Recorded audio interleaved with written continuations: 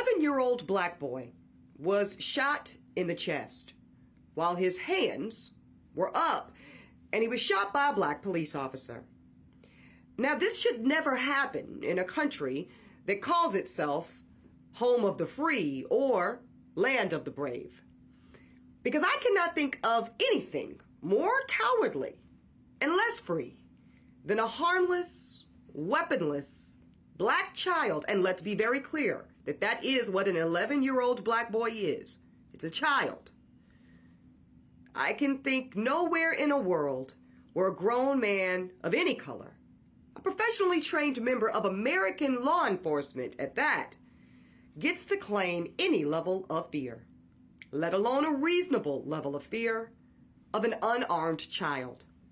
And the very fact that Officer Greg Capers would even try to make that argument, the argument that a 4'10" baby-faced Adarian Murray posed any level of risk of harm or threat to him, well, it would be laughable if it wasn't so damn sad. And it's sad because this innocent little black child almost lost his life. And you better believe that this young boy will carry the physical scar of his gunshot wound, but also the devastating emotional scars and the trauma of being shot in the chest by the very man that he called to protect him and to protect his mother.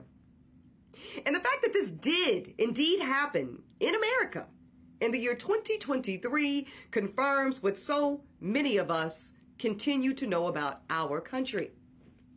That despite the claim of the contrary and the gasps at blanket labels like America is a racist country, it is. And now we have even more evidence. And let's be very clear, we did not need any more evidence. But when Adarian is shot at point blank range by a black police officer, we got to know what it is. We know that this is deep, and it's the intrinsic work of white supremacy and anti-blackness. It's work that even permeates the consciousness and the actions of black Americans. It's work that tells us that black boys go from being these little adorable kids to big, scary, dangerous threats somewhere around the age of 10 years old. And again, I say we didn't need young Adarian's shooting to prove this point. See, we really saw it play out just a few years ago when law enforcement shot and killed 12-year-old Tamir Rice. And actually, we saw it play out long before, right? When we saw the disformed and disfigured corpse of 14-year-old Emmett Till. So lawmakers and government, they can continue to say that we all protest too much, but just know that black America is not buying it. We're not confused and we're not slow.